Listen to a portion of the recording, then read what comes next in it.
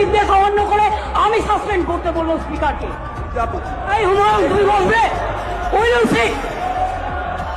বেশি টাকা, যেখানে আমি বলছি বসতে বসো, আমি একাই 100, আমার কারো সাপোর্ট চাই না।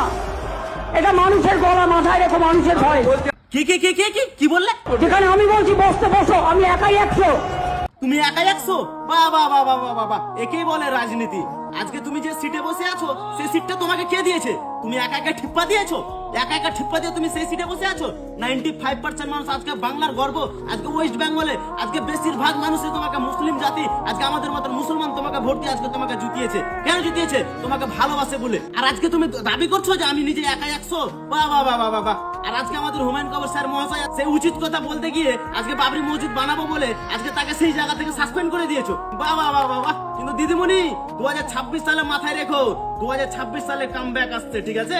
এই 2026 সালে তুমি কোথায় থাকছো, কি করছো, সেটা কিন্তু আমাদের এই বাংলার মাটিতে আজকে ওয়েস্ট বেঙ্গলে প্রত্যেকটা জেলার মানুষ তোমাকে সেই জায়গাতে দেখবে। কিন্তু তখন কি করবে? তুমি পায়খানার বাথরুমে তুমি মুখ থেপড়ে পড়বে, তোমাকে আর কেউ চাইবে না।